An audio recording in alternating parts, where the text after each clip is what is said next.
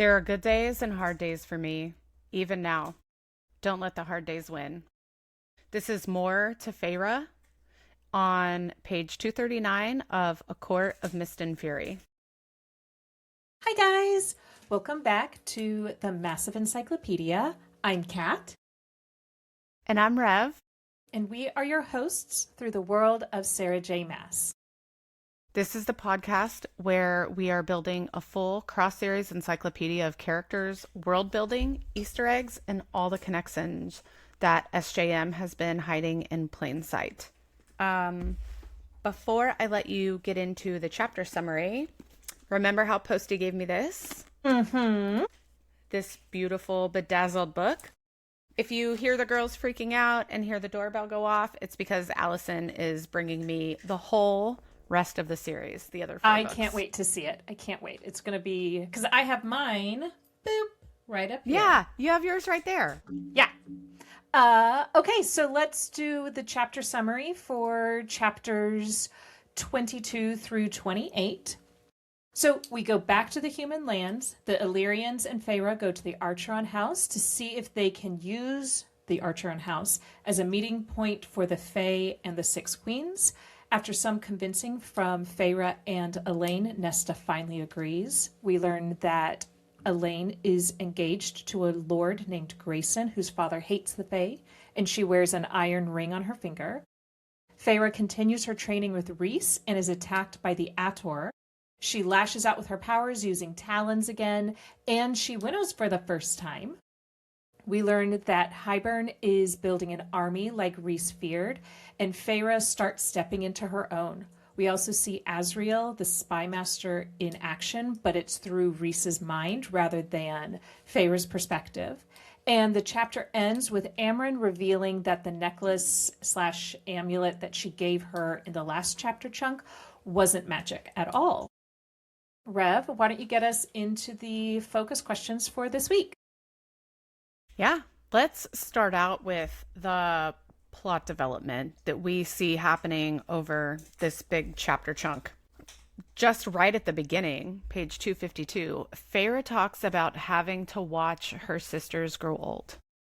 We know that she won't have to do that, but I wonder if SJM knew where she was going to take this when she wrote this, or if this was authentic at the time or supposed to be foreshadowing.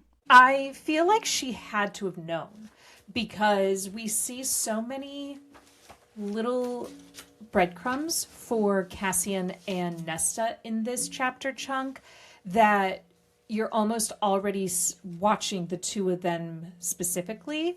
So I think she had an idea. Did she know how she was going to do it? Maybe, maybe not. But also, I think bringing them back to the forefront of our pages at this point is really important for how they're going to stay in the book and in Feyre's life. Not just that they're going to be part of the Six Queens plot, that there's a lot more happening with these sisters that we're going to see from them. There's a 2 to 3 pages, 278 to 279. All these pages show how close that they are. Even Nuala and Caradwyn, they were trained by Azriel. We're really furthering the plot of how tight-knit this family is, and how they are going to be able to work together, how much they rely on each other for all of their different strengths and weaknesses. I feel like it pushes the plot forward because all of these people do end up relying on each other so much. It really sets the stage of the family, the inner circle, and how they work together to achieve the goals that we are going to see in multiple books to come. Sure, I agree. I think we're establishing the family, but that's blood family and chosen family. And it all kind of meets here in the place where Feyre used to call home, or the land she used to call home. Let's talk about Feyre training. Like this, I feel like furthers the plot of where we see how strong she is going to be. We already know all these powers that she's developing. And right now we are seeing her in this transition, how she has to learn and train and start to trust some of these other characters in the book. She learns to winnow. That sets up the story for how and why we see for the rest of these books how they travel, why they have to travel in the way that they do. Well, and I feel like, so chapter 26 is where we have the ACOTAR and Rhys and Feyre meeting. And I think it's really important, this part of the chapter, or this part of the book rather, because you're right. We're seeing Feyre stand up and get angry at Rhys. It shows a lot of trust that she's willing, maybe not willing, but she is attacking the most powerful High Lord in history, and that she's training with him, but also that she feels safe enough to let her anger out. We never saw that when she was with Tamlin. In fact, her anger was buried deep down. And I think it's also important that while she's training and we have this ACOTAR attack, we're now bringing Hybern as a main villain into this story. Before, he's kind of been this innocuous person in the back. We don't know anything about him. We know that he worked with Amarantha, but this whole chapter and scene really set up the next book and a half. If we didn't have this scene, we would still be focusing on Tamlin, the Spring Court. SJM makes a point of them going around the Spring Court. Tamlin isn't even on page. It's I so wrote that purposeful. Too. Yeah. And I think it's also interesting because Rhys has constantly been telling Feyre, you need to fight. You need to do something. Use your powers. Learn how to do it. In page 114, when he returns her to Tamlin, this is a couple chapters ago, he looks at her and says, fight it. In this chapter chunk, he says, you stopped fighting. This is the girl who fought the Weaver. She has gone to the Bone Carver. She does all these things, and it's almost this complacent characterization. It's this, I'm doing what I have to do because they're telling me that this is what I have to do. As of now, she is an active participant. She is now a player in the game of Prythian. And it's exciting to see because in the next chapter chunk, we go to the Summer Court and we see her dealing with the consequences of being someone who has to do bad things to nice people. It's kind of like she's Rhys's counterpart. Absolutely. Here's something that I have not talked with you about at all. I feel like that one quote, and I swear, I think you have written it down somewhere. Elaine is like summer dawn. I think it's very interesting, that term, summer and dawn. Two of our Prythian courts, right? Are we now setting up for a book that you and I have not even read yet, that hasn't even been released yet? Does she get together with Tarquin? Does she go to Dawn Court? Oh. I don't know. Weird. Maybe. I don't know, but I mean, it's summer and dawn. Like, SJM doesn't mince her words. They're purposeful. No, Every they single are. one. And I this is something that I kind of focus on in our next question, which is like about the character development. But with Elaine, we get so many different clues about her. Like, she's the most beautiful of the sisters, like a summer dawn. In Silver Flames, when they go to the hewn city, everyone says she's washed out by the blackness and the dark. She does not belong there. Nesta belongs there. Feyre belongs there. Elaine is always the odd one out. Although it's interesting because Feyre always feels like the odd one out. And right now she is. She's the Fae.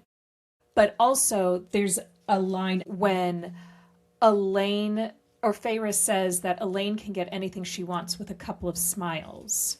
And that is on page 251. It's an interesting choice to describe because a lot of times when women are described as using their smiles and convincing people to do something, it's in a negative connotation. It's through seduction. It's through like they're temptation. using their wiles. Right.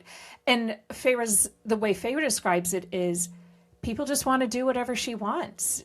It's a really interesting personality trait for Elaine. It kind of makes me wonder if, I know Elaine's a seer. I wonder if Elaine is also, there's another book series that I'm reading where some people have the power of incitement, like they can incite people to do other things. I wonder if that's one of Elaine's powers, she can incite people. Maybe. As much as we all hate her for many, many books because she's so annoying. Something that I've always had in the back of my mind for Elaine is everyone always talks about how ferocious Nesta is and how she is this fighter and she does all of these things. But because of the way Elaine is portrayed by both Feyre and Nesta, it's very easy to push her into the corner. But it is Elaine who says, yes, we will have the 6 queens here. She is the one who makes that turning point for the Fae and the 6 queens. She is also the one that kills Hybern. It's not Nesta. It's not Feyre. It is the little shrinking flower who everyone says, oh, she's so sweet. Oh, she's just pat her down, make sure she's protected. I don't think she needs protecting. She's the one who will hold up Truth Teller and kill the King of Hybern, something that none of the other High Fae could do. Yeah, Elaine's the one that got all the money together and went around and talked to all the staff and dismissed everyone. Like, she is the orchestrator while Nesta is sitting back and brooding. Elaine orchestrated, let's make this happen. Well, and I feel like Nesta isn't so much brooding as protecting. She is right there. Nesta is the one who is standing up to these 2 Illyrian warriors and the High Lord with her fists bunched. She is standing in front of Elaine. We see that character from Silver Flame. She is a fighter. She might not want to do these things, and that's where I think it's the 2 sides of the same coin with Feyre, right? Feyre doesn't want to do the things she has to do, but that is who she is. That is literally my next point, and I'm just going to read it. We're starting to see the initial building of Nesta being angry at baseline because of life. Feyre is also angry at baseline because of life. But there is a contrast between Nesta and Feyre, how different they are, and how this is setting up the plot for how they will both be critical in finding, and this is where it comes back together again, they're both critical in finding key items. Right? Like, they're both in charge. Like, their stories are so similar, 2 sides of the same coin, but like, Elaine is so different. One of the points that I was thinking about as I was writing my notes is we've got the 3 sisters, the 3 signs of the fates. We've got the mother, the maiden, and the crone. You know, Feyre is the protector. And by the end of the series, she is pregnant. So I would say that she is the mother. Elaine is always described as the maiden. She's very innocent. She's got to be protected. And Nesta is not the crone, but... She kind of is, though. She's like old and wise in her mind and her soul. And she is the one closest tied to death. She is the one that has the death trope. But also, you can think of an implication that the crone was once a mother. She's like the grandmother in this trio. Nesta changes her body so that she can have Illyrian children. She does not change Elaine's. She changes hers and Feyre's. Elaine is still unable to bear Illyrian children. A few last things about plot development. We have Papa Archeron being absent, and I think this is so interesting. Not only does it set up for what happens at the end of Wings and Ruin, But it also, I think, is the key factor that allows everything to play out the way it does with them with the six queens. Because I think if Papa Archeron would have been there, I don't think this would have gone the same way. I don't think that it would have been peaceful. I think there would have been Rhys losing his mind, Azriel trying to step in between like Papa Archeron and Rhys. Feyre would have been like, everyone stop. Nesta would have been even compared more to a cat. She would have been hissing more and scratching even more than she's already compared to a cat multiple times. Papa Archeron has to be gone for this plot to move forward. But it also just like sets up for Court of Wings and Ruin. It's also the significance that it is the Archeron sisters that are having this at their home with these six queens. It is all females who are doing this. If Papa Archeron had been there, he would have had a status above them as their father. I do like the idea of all the women. That's a great idea. Well, and I think it's also important that Mor and Amren are not there. Feyre would not have been the forefront if Amren and Mor were there. As the only female coming in from the Night Court, and this being her first duty or her first action as the liaison between the Night Court and the human realm, this really gives her an agency. And it shows her, once again, stepping forward and doing the job that she didn't want to do, but she's doing it. What do you think about the fact that Feyre and Nesta do not talk at all about how there's these Fae in the house and don't readdress at any point in time how she did not fall for Tamlin's glamour? And so she kind of knows a lot more than what Elaine knows, but they don't talk about it. They have kind of become enemies again almost. I feel like when you have siblings, it's very easy to fall into your old roles. I know like whenever I go home, my brother, no matter what, we always sit in the same chairs. We have moved out of that house over a decade ago. We just automatically fall back into those same roles. But I think also Nesta is angry. She does not want this marriage between Elaine and Grayson to happen. She says it's the home that Elaine will be moving into is a prison, that he has built these walls so high the trees can't even be seen over them.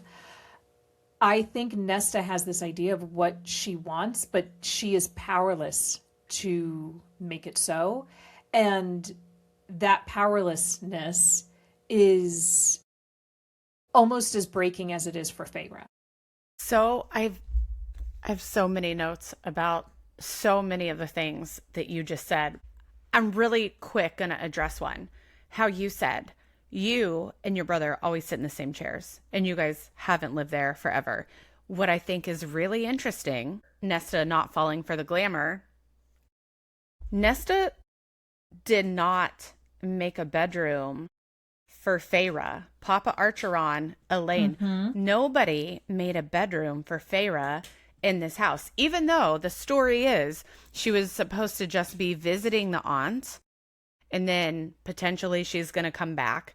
And we know where the story has progressed to. So when the crew gets there, they have to ask for 2 bedrooms and each of the bedrooms having 2 beds. This is not her home. She doesn't have, there's nothing of her here.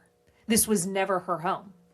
It's really interesting how Feyre is stepping forward to claim her own agency, and her next step will be deciding where she wants to stay. Does she want to stay in Velaris? The question is, what is a home? Where does she feel at home? And when does she finally feel like Velaris is her home? It happens in this book. Doesn't she actually say in this chapter chunk, Velaris is not my home?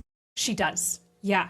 I believe it is on, at the end of chapter 27 when Rhys says to her, let's eat breakfast, then go home. Valeris isn't my home. But what's interesting is she thinks she thought she saw hurt flash across his eyes, leading us back to my family's house. She still doesn't say leading us back to my home. I have had this epiphany reading through this chapter chunk. I'm just going to read it out loud. 247 to 248. Your kind, quote, Nesta says to Feyre, there will be no Fae in this house, but Nesta does give in to what works for what ends up being best for Elaine. Mm-hmm. And it's not necessarily because it's what's best for Feyre or what's best for humanity. So I want to talk about, I think Elaine is Nesta's home. Oh, okay. Like, why does she love Elaine so much when, maybe it's my opinion, and I only pick up the things that agree with me, maybe. Everyone hates Elaine. No. Readers hate Elaine. When we go back and read when Feyre goes to the human world for the first time in this book, everyone is doting on Elaine. All of the servants love her. When she goes to Prythian, Nuala and Caradwyn take her under their wing. Asriel shows a different side of himself to her. There is something very magnetic about Elaine that we do not see, and I wonder if part of that is because it's similar to how Nesta's the villain to Feyre. She's not. They're very similar, but it's just the perspective that we're being shown this character. Yeah, that's what I was saying when I said everyone hates Elaine. I meant all the readers hate Elaine. But what I'm wondering is Elaine Nesta's home because of all the characters in the book. Elaine is one of the only people in the world that doesn't judge Nesta. And that's her home. She does not talk to her like Cassian or Rhysand or Asriel or Feyre or anyone else. Now, I don't recall Elaine speaking to anyone negatively, right? But I think that is why Nesta doesn't need a home as in a place. This is one of the only people that's not going to judge her, that she feels like she can be vulnerable with until we get to the end of Accorda's Silver Flames and Cassian. But like Elaine's the only person that's like even remotely nice to Nesta. If that is the case, then what Nesta gives Elaine is a protection and a security to be that home. Elaine would not survive without Nesta, I don't think. I don't think she would have survived their human village in book 1, and I don't think she would feel comfortable enough to kind of blossom as they are here. Now, something else I wanted to talk about under home is the similarities that home is a huge theme for Sarah J. Maas in all of her series. In Throne of Glass, Aelin is always trying to get home. She is trying to get back to Terrasen. And when she finally does, it is not the home that she left. It is war-torn. Her castle is destroyed. It is not the home she left, but she is trying to get home to it. With Crescent City, after Chapter 5 and the Pack die, Bryce never goes home again. She has to find a new home. She has to find a new routine. And there's something about all of these female characters losing their homes and finding new ones that seems to be a core part of the SJM formula. It's this world where the ground has been shaken underneath you and you have nothing left to hang on to. So you have to build it from the ground up. Yeah. And it's interesting that the whole time Rhys is under the mountain, all he wants to do is go home. And everyone else in Valeris, all of the inner circle, they got to stay at home. So like they are obviously healthier than Rhysand or Feyre, Maybe that's what gives them the ability to be so forgiving and understanding for what Rhys and Feyre go through and how they're like not the easiest people to get along with sometimes. Well, this is something that comes up later in this book. So we'll talk about it later, but there is a part where Feyre and Rhysand have this conversation about what happened to them under the mountain and what he shares with those who were not there. I also think it's interesting that Mor and Amren are charged with protecting the home. They stay in Velaris, and it's number 2, which is Mor, not Amren, and number 3, which is Amren, because I know you always get it confused. Mm-hmm. It's women that are left in charge of protecting the home that Rhys went to such lengths to protect while the guys are out doing their thing. Mor and Amren are left behind. I would rather say they are put in charge. And there's no question about it that they are protecting the home. It's what Amren said that they were going to do in the last chapter chunk. Their job while Rhys was gone was to protect this city, was to protect Velaris, and they would kill to do so. Like Elaine is Nesta's home, but Nesta's supportive of her getting married and moving somewhere else. What is Nesta going to do after Elaine gets married? Like in her mind. We never get there, but I'm really curious as to the thinking behind that. Nesta also says to Feyre, this isn't the High Lord that you left with. What happened? Like, why did you leave that guy who was supposed to be your home and end up with this one?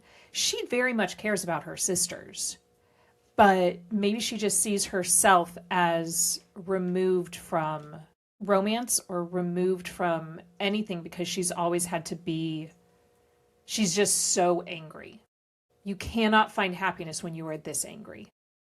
To go back to the fact that Papa Archeron isn't here, if we're talking about home, Papa Archeron is not protecting this home at all. He just left his daughters there. Now, you leave Nesta in charge, things are going to be handled. Don't worry. But like, it is interesting that this idea of home, where we see Rhys leaving Amren and Mor in charge of still protecting the home. No one even knows that Velaris is there, but he still thinks it's important enough to leave these 2 most powerful women to protect this home. Papa Archeron is just gone. Who is he left to protect? I mean, at this point, he just has left his 2 daughters in this home in the middle of this village where everyone has hated them for years. Feyre wouldn't have been able to walk up to the door and just knock. I just hate Papa Archeron so much. Yeah, I think we all do. Also, hold on, I have to sit up because it's so good. It's so good.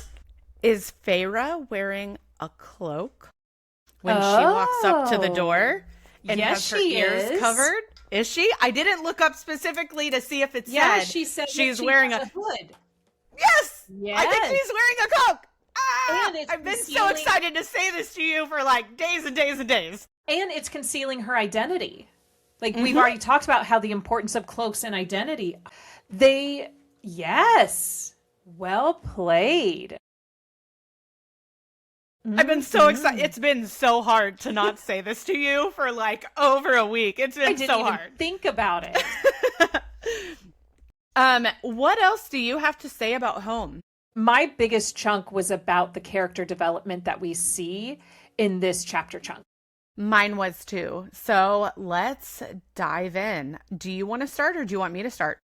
Why don't you start? Pick a character and we can start talking I'm going to go with Feyre. Sure. Page 236, Mor and Feyre. Mor is sprawled across Feyre's bed. Feyre wonders what it would be like to go out with all the crew and see Velaris. Mor is just sprawled across her bed. This is like me being in your house while you're getting ready and just like, what are you wearing tonight? Do you even have a bra on yet? They're becoming besties. I love this character development. What can you tell me about Mor and Feyre that I have not said yet?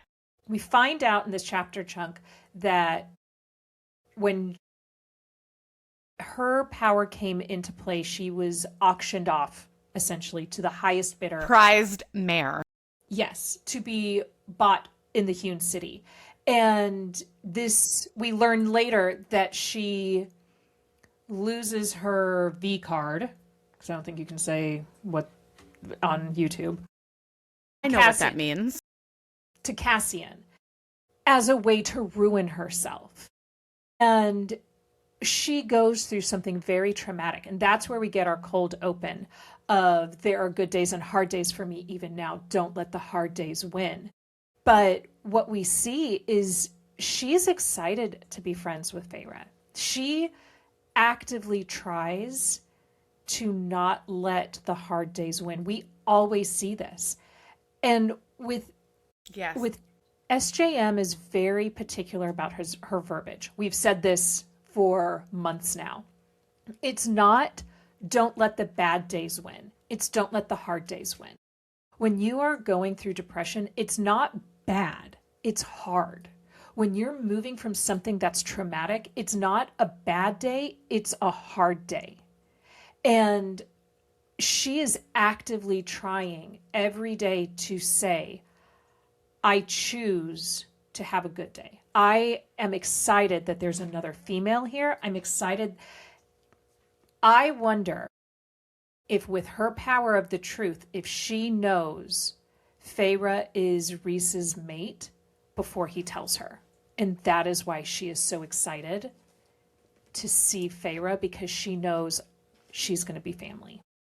Remember in the last episode where Moore dressed up for Feyre? Yes. And they were like, why did you dress up? And she's like, I wanted to impress Feyre. Guys, stop. Leave me alone. Like, but it wasn't like, stop, leave me alone. I wanted to impress. She was like, I wanted to impress Feyre.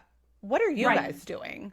Like, she was bold about it. What also happens with Feyre and Moore, and this is one of the things I see throughout this chapter chunk, is the vulnerability of the inner circle to Feyre. Oh, it is a very vulnerable place to say one of your most traumatic things to a virtual stranger. But Moore is already bringing Feyre in. They've all done it, though. Like Cassian and Rhysand and Azriel, all of their stories.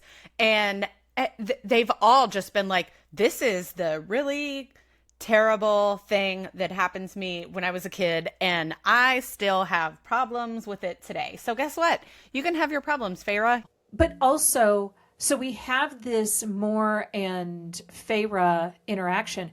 2 pages later, on page 241, Azriel and Feyre have this very small moment where she says, I don't know where I fit in. And he says, I've been alive 5.5 centuries, and I'm not sure where I fit in either. It's such a vulnerable moment that this man who's saying this, he's part of the inner circle. He is one of Rhys's generals. He is the spy master. He knows where he fits in. He's an Illyrian warrior. He is brothers to Cassian and Rhysand, but he still has his insecurities. He still has to do the things that no one else will do. He's the torturer of Rhysand's court. He's the spy master. This is the hard me that you get to see on the outside. Mm-hmm. Very few people get to meet like the little melty, chocolatey inside of that, but they trust Feyre so quickly. They have to. Well, and with Amryn, even, she's not in this chapter chunk very much, but we see her reveal to Feyre, this is how much I trusted you, that I gave you power. And what we learn about Amryn in the next few books, she is not someone who will waste her time on anyone. And the fact that she comes in and makes a point of saying, yeah, that amulet has no power. What she is also saying is, I will take care of you. That's what I was going to say. What she says and what she means are two different things. She says what she says. What she means is, I care about you. And what we see, so this is jumping a little bit ahead. So in this chapter chunk, Amryn says to Feyre on page 280, you needed something to believe you could get out of the prison again. On 289, this is next week's episode, Rhys says to Feyre when she realizes where the music came from, he says, because you were breaking and I couldn't find another way to save you. I think Amren and Rhys are two sides of the same coin. They both want to help their people and save their people, but they don't know how to do it outside of the ways they are. Also, Amren is not their people. Amren is an entirely different being that only looks like this because she's taken this form. She's not even Fae. So like, well, that was our opener the other episode. We who were born one thing and were changed into another. Yeah. I don't even know what to think about Amren. Like I hope there's one more book than what we're expecting and it's about Amren. Mm-hmm. Yes. I hope we get at least a novella about Amren. I could see a novella versus a novel. I have one last thing I wanted to talk about on the relationship between Amren and Azriel. And how she says, oh, I know he spies on me. I would be disappointed if he doesn't. And that Rhys does not get mad at him for this because Rhys wants the court of dreams is founded on three things: to defend, to honor, and to cherish. Azriel is defending his court because he doesn't know what Amren can do. And I just think it's really interesting that someone who's part of the inner circle is still considered spy-worthy. And it makes me wonder if Azriel's watching everybody. We never really get a lot of interaction from Amren with anyone besides Rhys and Feyre. We don't see Amren, other than like banter across the table, we don't see her interact a lot with many other people. So like, she gets the boyfriend from the summer court. We see them interact quite a bit. That's not the night court though. No, and she does interact quite a bit with Nesta in Silver Flame. Also, Nesta will never part of the night court, but will always part of the night court. Like, it's a weird thing with Nesta because like Feyre is all in to the night court. Nesta is not. Nesta is here and Nesta is with Cassian and she's also going to try and protect Elaine, but she has never been like, I'm here for the Fae, like Feyre, right. You know? Mm-hmm. Yeah. One of the last things I had about Feyre is, we've talked about this over and over, and we will keep talking about it, is the way that she sees herself as a wolf. On page 245, she thinks to herself that they let the wolf in because she's now a Fae. She's very dangerous. Oh, like the wolf. And is that because this all started with Andrys as a wolf? But I think when Valaris is attacked, she creates water wolves, I think. We'll have to pay attention. But she really has embraced this as the thing that represents her. And you can think of it in a couple ways, right? Like the lone wolf. She is always separate from her family. She's the different one in the inner circle. She is separate from everything, but also part of the pack. She becomes part of that inner circle. Wolves are thought of as being feral and wild, but they are also fierce protectors. And if there's one thing Feyre is she is a protector. I also, if you think about it, how many times Nesta doesn't necessarily associate with cats, but she is portrayed as a cat. Like how many times in this chapter chunk did they talk about Nesta hissing? It's like a wild cat and a wild dog, but like both wild. I said it similarly, where if Feyre is the wolf, I want to see what animal Nesta likens herself. I don't remember it being in Silver Flames, but I want to pay attention because she is a caged animal with teeth and claws. And she is very much able to use them. One more thing about Feyre, she is unable to light a candle, but she figures out how to winnow to chase Reese because Reese decides to play with her and pisses her off like he is wont to do. And she can figure out how to winnow, but she still can't light a candle after hours and hours and hours. That's Feyre in a nutshell with her magic. Whenever she's in the spring court, her anger is when she's able to focus and hone, and she leaves the Scorched Prince. Her hands turn into talons. She can do She this breaks magic. doors. She doesn't have control over it. It's very similar to Tamlin, where she is just lashing out. But I think it is interesting that we get to see her winnow, and he is so excited. He's like, she's in wonder, but he's excited. He's always excited when she uses her powers. So happy for her, not like, oh my God, everybody stand around. Nobody can see this. We don't want somebody else to see this. Protect her. He's like, you blossomed. Can we talk a little bit about the relationship between Rhys and Feyre? Yeah. Because Rhys does some very red flag things. He makes her go into the Weaver's house to get his ring. He uses kind her... of manipulative. Right, it kind of. He teaches her to read, not for the joy of it, but so that she can read the Book of Breathings. And he leaves her alone as bait. As bait. And we forgive him for this. Is that because he's the hero? He's our MMC? We would not have forgiven Tamlin. We don't forgive Tamlin when we know that he's using her as a spy. Or are we able to forgive him because these are the actions of a leader who is trying to protect his city, who's trying to protect his people, and he has said from the beginning, I will do anything for my people. I think the difference is Tamlin's actions are looking out for Tamlin. Rhys's actions are looking out for everyone except for Rhys. Sure. Okay. I think also Rhys knows when push comes to shove, Feyre has proven herself over and over again. She can use these powers. She might destroy the whole forest, but she will come out the victor. She will destroy the Weaver's house getting out. Rhysand might have used her as bait, but he is also the person who's been like, I am going to help you learn how to do all these things so you are not vulnerable.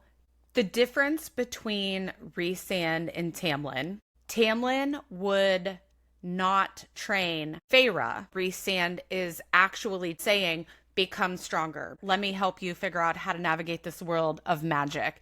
And so we're put in this situation where we have to judge Rhysand versus Tamlin, but we shouldn't have to judge them because even though he did do this morally possibly questionable thing, he's also said, hey, I've done my best to prepare you for this.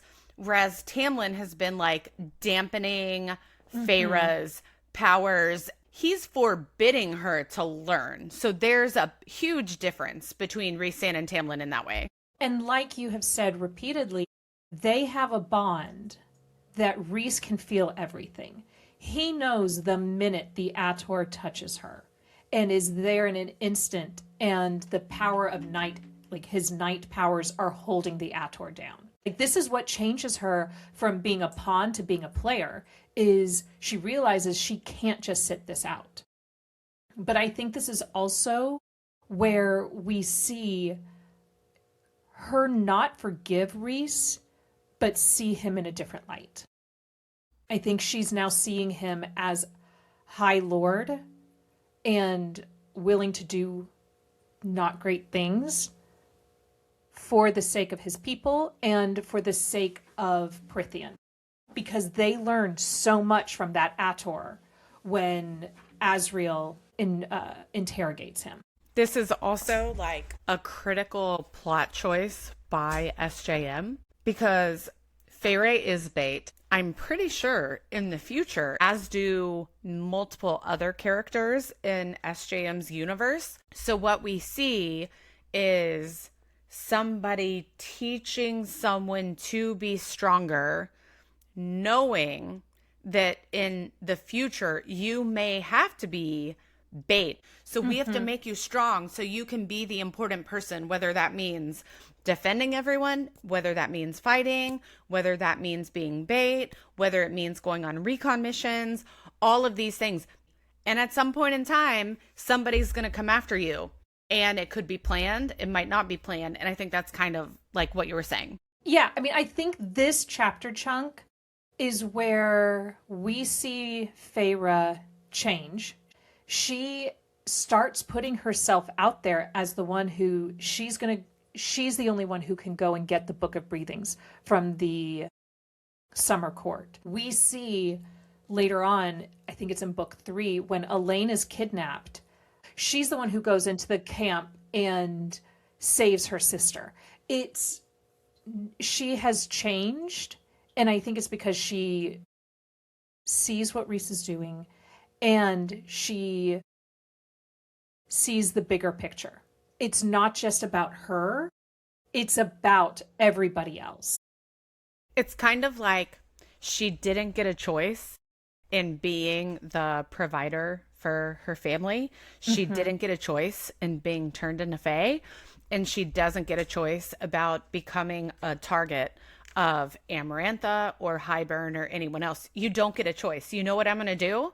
I'm going to make you prepared for the fact that you don't have these choices, and we are going to make you as strong as we can make you. Like, coming from Rhys Sand's perspective, that you don't have a choice. I'm sorry. This is the luck of the draw. This is where you're at. You're going to have to be stronger. So I'm going to help you get there. I have one last topic that I'm glad we saved it for last, because this is the best one in my book. Can we talk about the character development between Cassian and Nesta in this chapter chunk? It's really great. It's so good. You cannot question if it's going to, you can't question how they got together.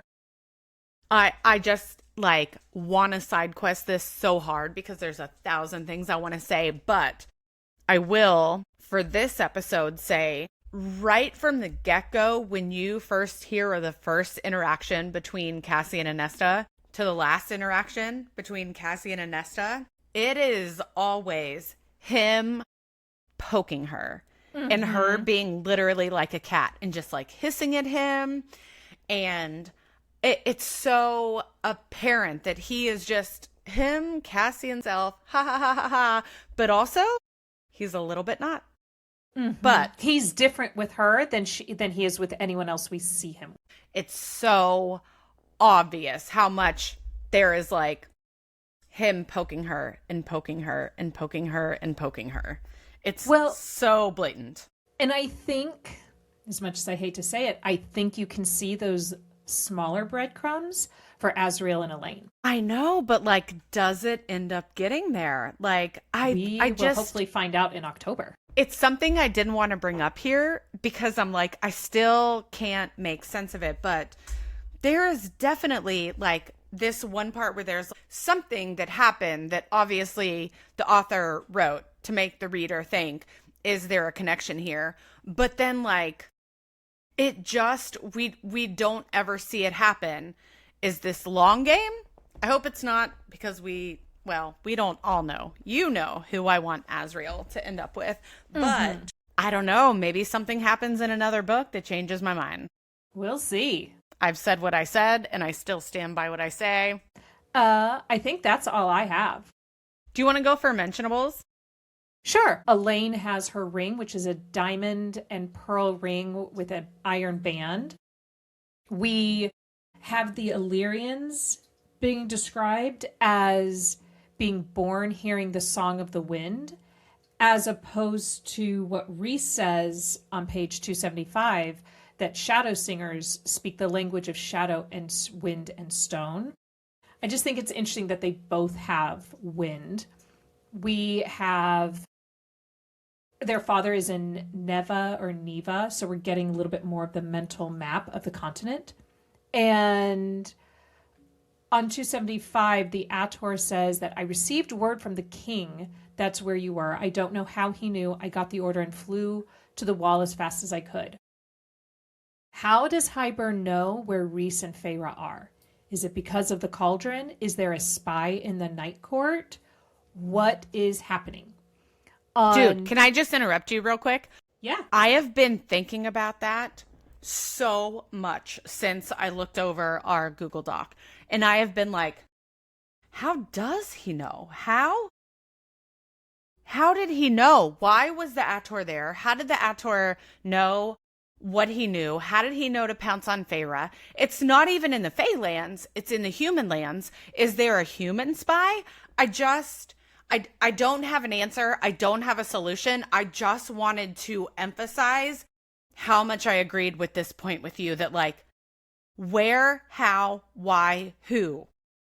And how does he find out that Feyre's by herself? This is the only time she's alone. On the same page, 275, Truth Teller is described a little bit more with Illyrian runes stamped on it. Where did Truth Teller come from? Who did the stamping? I want to know more. And then finally on 279, Amren describes Nuala and Caradwyn as the wraiths who are nothing more than shadow mist and able to walk through stone, which is again kind of similar to shadow singers, the language of shadow and wind and stone. He did train them. Mm-hmm. My mentionables are a foreshadowing where Feyre talks about the food being ash in her mouth. You mentioned this 1, 2, 3 episodes ago. But what I didn't remember is Rhys trying to make peace by offering to Nesta, you should come to Prythian, and at some point you'll see why and how our food tastes different. He actually tried to make it like peaceful and tried to smooth it over. Illyrians are Fae. I've been wondering this for like years. And I've read it at least 4 times now. But it goes against what he said what Cassian said to Feyre on page 166, right? Where she says, so you 3 aren't my Fae? My book just opened up automatically to 166. And he says, Illyrians are certainly not high fae and glad of it, and we're not lesser fairies, though some try to call us that. We're just Illyrians. Considered expendable aerial cavalry for the night court at the best of times, mindless soldier grunts at the worst. Yeah. It's crazy that my book just opened right up to that. But like, it makes sense, I guess, why I was so confused, because it's a little contradictory. Yeah. Okay. Continued PTSD on page 260. We have more Amarantha references. Also, can we just talk about how I had to take a deep breath because it's so hot, how Azriel just disappears with the ACOTAR, and he's just like, can he winnow? Can he not winnow? Apparently, I don't think he's supposed to be able to winnow. So I always thought he was able to like melt into shadows as a shadow singer. So does he take the ACOTAR with him into the like shadow pocket realm or something? I guess, but Rhys winnows them somewhere else. So because they like, there's multiple times, even in future books, like when they're flying over to the Hybern area, and previously how we just got into the human lands, like he can't just winnow everyone in. So like, where is Azriel going? It's kind of hot. I love him. Who does not? Oh, there was something on Okay. Feyre declares her independence, page 277. I am no one's pet. This reminds me of I will not yield. Like, all of our gals get a saying, a mantra that they can just focus on. And I feel like this is starting to be hers. I do have a comparison between ACOTAR and ACOMAF. On page 253, Nesta was waiting at the head of the table, a queen ready to hold court. ironic that they are talking about having the queens come visit. But also in ACOTAR on page 222, it was impressive, truly impressive to see Nesta go ramrod straight, to square her shoulders and look down her nose at the young acolyte, a queen without a throne. Nesta is always described as regal and a queen and above everything else. Maybe that's why she's so different from Elaine and Feyre. She is above it all. It's also like very apparent when she is the one that brings everyone to dinner, allows everyone to start eating, and calls dinner to a finish and walks away and leaves. She is literally the head of the household of the new Archeron household. Absolutely. Well, I think that finishes up everything I have to say for this episode. Do you have anything? I don't think I have anything else. Next week, we're going to do chapters 29 through 34, and we get to see a little bit more of Valeris, and we get introduced to the summer court. Rev, do you have time to maybe go for some margaritas? Do you know what? I definitely was hoping you were going to ask me to go have margaritas today. Thank you for surprising me. I didn't even expect it. I would love to see you in 15. I'll see you then. All right. Bye. Bye, guys. Bye.